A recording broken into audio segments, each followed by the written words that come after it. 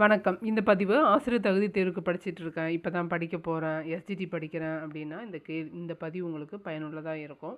ஒரு 30 கேள்வி பார்க்க போகிறோம். பேப்பர் 2ல் இருக்கிற கேள்விகள் கொடுங்க அப்படின்னு கேட்டிருந்தீங்க. தமிழ் கேள்வி தான் பார்க்க போகிறோம். நீங்கள் வந்து பேப்பர் 2 இப்போ தான் ஸ்டார்ட் பண்ணுறேன், பேப்பர் 1 இப்போ தான் ஸ்டார்ட் பண்ணுறேன் அப்படின்னா தமிழ் படிக்கணும், இங்கிலீஷ் படிக்கணும் அப்படின்னா எல்லாத்துக்குமான ரிவிஷன் கேள்விகள் வந்து இந்த பேஜில் இருக்குது உங்களுக்கு. நீங்கள் இந்த யூடியூப்பை சப்ஸ்கிரைப் பண்ணிக்கிட்டீங்க அப்படின்னா ஒன்று ஒன்றா உங்களுக்கு வரும். நீங்கள் புக்கை வச்சு ப்ரீவியஸ் இயர் கொஷின் பேப்பரை வச்சு தொடர்ந்து படிக்க ஆரம்பிங்க. படிச்சிங்க அப்படின்னா அக்டோபரில் கண்டிப்பாக எக்ஸாம் வருதுங்க. அந்த எக்ஸாமை நீங்கள் கிளியர் பண்ண பயனுள்ளதாக இருக்கும். இப்போ நம்ம 30 கேள்விகள் பேப்பர் 2ல் பார்க்கலாம். முதல் கேள்வி, கடல் என்பது டேஷ் சீர் அப்படின்னு கேட்டிருக்காங்க. என்ன சீர்னு கேட்டிருக்காங்க. தனித்த குறில் எடுத்த ஒற்று, தனித்த நெடில் எடுத்த ஒற்று அப்படின்னு 9th கொடுத்துருப்பாங்க. குறிலுக்கு என்ன அசை, நெடிலுக்கு என்ன அசைன்னு கொடுத்துருப்பாங்க. குறில் தனியாக இருக்குது அப்படின்னாலும் நெடில் தனியாக இருக்குது அப்படின்னாலும் நேரசையில் வரும். இங்கே என்ன வந்திருக்கு, இரு குறில் அடுத்த ஒற்று. டங்கிறது குறில், காவும் குறில் டேவும் குறில், இல்லு வந்து ஒற்று. இதை நீங்கள் 9th அழகிட்டு வாய்ப்பாடு இருக்குது, அதுலேயும் 10th சேர்த்து படிச்சிங்க அப்படின்னா தான் இதுக்கு ஆன்சர் சொல்லலாம். கடல் அப்படிங்கிறது நிறையசை. கடல் அப்படிங்கிறது நிறையசை. இருகுறில் ஒற்று, இது எல்லாமே வந்து நிறையசையில் வரும். Answer C. அடுத்த கேள்வி பாருங்கள். ஆயுத எழுத்து ஒலிக்கும் கால அளவு என்ன? ஆயுத எழுத்துக்கு வேறு பேர் என்ன அப்படின்லாம் கேட்பாங்க. ஆயுத எழுத்து என்ன கால அளவு அப்படின்னு 6ஆம் வகுப்பில் போட்டிருப்பாங்க.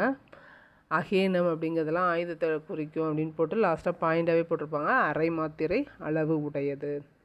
அடுத்து 9ஆம் வகுப்புலேருந்து கேட்டிருக்காங்க. ஆயுத எழுத்து அரை மாத்திரை. அடுத்து 9ஆம் வகுப்பில் ஓரறிவு, ஈரறிவு, மூன்றறிவு அப்படின்னு 6 அறிவு வரைக்கும் இருக்கிற எந்தெந்த உயிரினம் எத்தனை அறிவு உடையது அப்படின்னு சொல்லியிருப்பாங்க. அதை பொறுத்த சொல்லியிருப்பாங்க. ஈரறிவு அப்படிங்கிறது எதை குறிக்கும்? ஈரறிவு இதுவும் 9th புக் தான். ஈரறிவு இதில் இருக்குது, சிப்பி நத்தை அப்படிங்கிறது தான் வந்து ஈரறிவு. அடுத்து ஓரறிவு கேட்டிருக்காங்க. ஓரறிவுங்கிறது புல் மரம் ஓரறிவு. மூவறிவு அப்படின்னா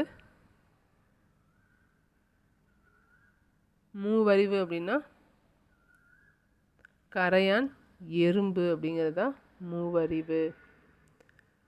அப்போது 5 அறிவு பறவை விலங்கு. அப்போது 3 4 2 1. 3 4 2 1. ஆன்சர் பி தான் ஆன்சர்.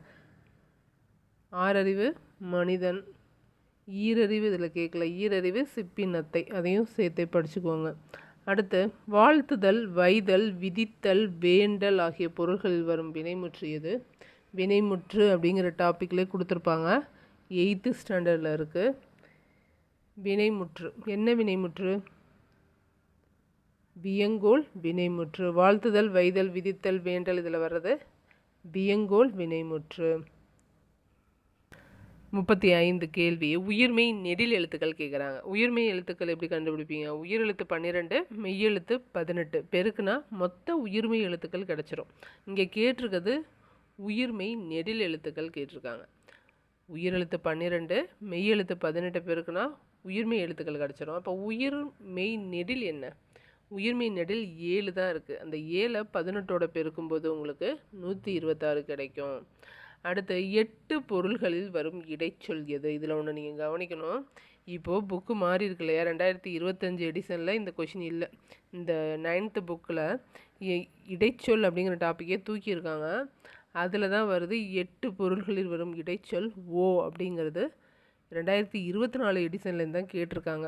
அந்த 8 நிலைகளையுமே கொடுத்து ஆகிய 8 பொருள்களில் வரும் அப்படின்னு 2024 எடிஷனில் கொடுத்துருக்காங்க. ஓங்கிறது 8 பொருளில் வரும் இடைச்சொல். அடுத்த கேள்வி, ஆக்கல், அழித்தல், அடைதல், நீத்தல், ஒத்தல், உடைமை ஆகிய 6 வகையான பொருள்களில் வர்றது வேற்றுமை. அந்த வேற்றுமைங்கிற டாப்பிக்கில் 8th ஸ்டாண்டர்டில் இருக்குது. எந்த வேற்றுமை அப்படின்னா 2ஆம் வேற்றுமை. 37வது கேள்வி 8th புக்கிலேருந்து கேட்டிருக்காங்க. உண்டி கொடுத்தோர் உயிர் கொடுத்தோரே புறநானூற்று பாடல். இதில் கொடுத்தோர் அப்படிங்கிற இலக்கண குறிப்பு கேட்குறாங்க. இது 9th புக்கில் இருக்கிற புறநானூற்று பாடலை ஃபுல்லாகவே படிச்சுக்கோங்க.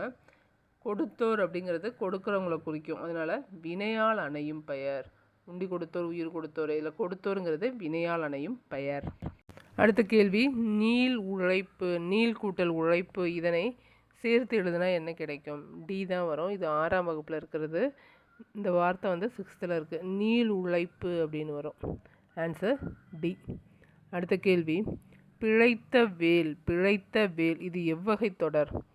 அதாவது இலக்கண குறிப்பு என்னன்னு கேட்டிருக்காங்க. அடுக்கு தொடரா, உரிச்சொல்லா, வினையெச்ச தொடரா, பெயரெச்ச தொடரா? வேல் அப்படிங்கிறது என்ன? ஒரு பெயர்ச்சொல். அப்போது பிழைத்த வேல் அப்படிங்கிறது பெயரச்ச தொடரில் வரும். பிழைத்த வேலுங்கிறது பெயரச்ச தொடர். அடுத்து பகைவன் என்றாலும், ஆலங்குடி சோமு பாடின பாட்டில் வரும். பகைவன் என்றாலும் அன்புக்கு பாதை விடுன்னு சொல்லுவார்ல, அந்த வார்த்தையை பிரிக்க சொல்லியிருக்காங்க. பகைவன் என்றாலும் கூட்டல், பகைவன் கூட்டல் என்றாலும். ஆன்சர் பி தான் வரும். பிரித்து எழுதுக. பாருங்க, சேர்த்து எழுதுக, பிரித்து எழுதுக. பேப்பர் 1க்கு பதிலாக பேப்பர் 2ல் கேட்டிருக்காங்க. அடுத்த கேள்வி பாருங்கள், மொழிக்கு முதலில் வராத எழுத்துக்கள். மெய்யெழுத்துக்கள் 18, மொழிக்கு முதல்ல வராது. இது 7ஆம் வகுப்பு ஃபஸ்ட்டு இலக்கண டாப்பிக்லேயே கொடுத்துருப்பாங்க. மொழி முதல் இறுதி எழுத்துக்களில் குவி மொட்டு, அது இலக்கண குறிப்பு என்ன? குவின் மொட்டு, குவிந்த மொட்டு, குவியும் மொட்டு அப்படின்னு வரும். ஆன்சர் வினைத்தொகை. 43க்கு ஆன்சர் வினைத்தொகை. 44வது கேள்வி பாருங்கள், வல்லினம் மிகு இடம் கேட்டிருக்காங்க. வினைத்தொகை, உம்மைத்தொகை, பெயரச்சம் இதிலெல்லாம் வல்லினம் மிகாது. உவமை தொகையில் மட்டும்தான் மிகும். உவமை தொகை, மலர்கை இந்த மாதிரி வரும்போது இக்கு மிகுது இல்லையா, அதுதான் வந்து உவமை தொகை. அடுத்து பாருங்கள், மரபு தொடர் கேட்டிருக்காங்க. இது 6th 7th வந்துடும். மரபு தொடர். புறா என்ன செய்யும்? புறா குணுகும். கோழி கொக்கரிக்கும். கோழி வந்து கொக்கரிக்கும். 2க்கு 2 தான் வரும். சேவல் கூவும். சேவல் கூவும். கூகை வந்து குளரும். கூகை குளரும். அப்போ ஆன்சர் சி தான் ஆன்சர். அடுத்து 46வது கேள்வி, பகுபத உறுப்புக்களில் அடங்காமல் 7வது உறுப்பாக வரும் புறத்துறுப்பை எவ்வாறு அழைக்கலாம்? பகுபத உறுப்பு 8ஆம் வகுப்பில் இருக்குது. எழுத்து பேருன்னு சொல்லுவாங்க. தனியாக பாக்ஸ் போட்டே கொடுத்துருப்பாங்க. உறுப்புக்களில் அடங்காது. பகுதி, விகுதி, சந்தி, சாரியை இதை அடுத்து இதெல்லாம் அடங்காமல் வர்றதுதான் எழுத்து பேர். அடுத்து 47வது கேள்வி, இரு சொற்களுக்கு இடையே வேற்றுமை உறுப்பு மறைந்து வந்து பொருள் தந்தால் அதை என்னன்னு சொல்கிறோம்?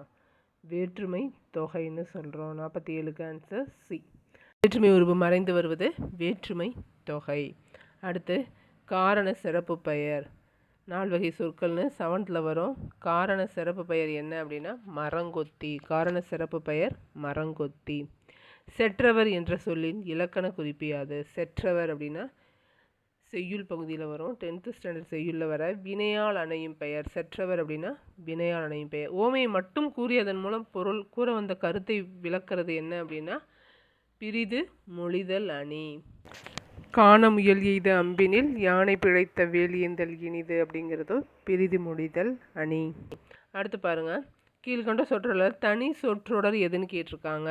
கொண்டிருந்தாலும், ஒளிந்தாலும், ஒளித்ததால், தொடங்கியதால் அப்படின்னு 2 சொற்களை சேர்க்கிற இணைப்பு சொற்கள் வந்திருக்கு. இதில் மட்டும்தான் இணைப்பு சொல்லே இல்லை.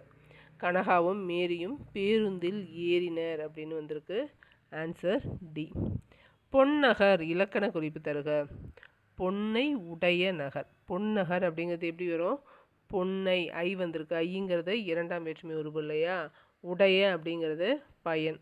உருவும் பயனும் உடன் தொக்க தொகை. ஆன்சர் பொன்னகர் அப்படிங்கிறதுக்கான இலக்கண குறிப்பு 2ஆம் வேற்றுமை உருவும் பயனும் உடன் தொக்க தொகை. 3 கேள்வி வந்து இலக்கண குறிப்பை கேட்டு. அடுத்தும் தேம்பாமணியில் வர இலக்கண குறிப்பை தான் பொறுத்துகையாக கேட்குறாங்க. காக்கென்று, கணீர், உய்முறை, மெய்முறை. காக்கென்று அப்படிங்கிறது தொகுத்தல் விகாரம். காக்கென்று தொகுத்தல் விகாரம். கணீர் அப்படிங்கிறது கணீர் இடைக்குறை. உய்முறை அப்படிங்கிறது வாழும் வழி அப்படிங்கிற பொருளில் வரும். உய்முறை அப்படின்னா வினைத்தொகை. மெய்முறை அப்படின்னா வேற்றுமை தொகை. Answer A. அடுத்து 54வது கேள்வி பாருங்கள். இதுவும் 10th புக்லேருந்து தான் கேட்டிருக்காங்க. வினா விடை வகையில் வரும். இது செய்வாயா என வினவிய போது நீயே செய் என கூறுவது எவ்வகை விடை? ஏவல் விடை. செய்ய மாட்டேன் அப்படின்னு சொல்கிறது தான் எதிர்விடை. ஏவல் விடைனா நீயே செய் அப்படின்னு சொன்னால் அது ஏவல் விடை. 10th book. 55வது கேள்வி பாருங்கள். கீழ்காணும் தொடரில் சரியான மரபு கேட்டிருக்காங்க. கோவிந்தன் சோறுன்னு வந்தால் என்ன வரும்? பால்னு வந்தால் என்ன வரும்? சோறு அப்படின்னா உண்டுன்னு வரும். பால் அப்படின்னா பருகினான். பால்னா பருகினான். சொன்னோம் இல்லையா, பிழிவை சாகடும் அச்சிறும் அப்பண்டம் சால மிகுத்து பெயின். இது பிரிது மொழிதல் அணி. அதாவது உவமையை மட்டும் கூறி பொருளை வர வைக்கிறதுக்கு பேர் என்னது? பிரிது மொழிதல் அணி. 4 கேள்விக்கு முன்னாடி 4 கொஷினுக்கு முன்னாடி இதுக்கான இலக்கணம் கொடுத்துருந்தாங்க. அந்த இலக்கணத்தை சொல்லி கொடுத்துட்டு குறளை கொடுத்து கேட்குறாங்க. Answer A. அடுத்து பாருங்கள், ஈரெழுத்து சொற்களாக அமையும் குற்றியலுகரம் எது அப்படின்னா, ஈரெழுத்து சொல்லாக வர்றது நெடில் தொடர் குற்றியலுகரம் மட்டும்தான் ஈரெழுத்து சொற்களாக வரும். 7ஆம் வகுப்பில் இருக்குது குற்றியலுகரத்தோட வகைகள், அதில் வரும். Answer C. ஈரெழுத்து சொற்களாக அமையும் குற்றியலுகரம் நெடில் தொடர் குற்றியலுகரம்.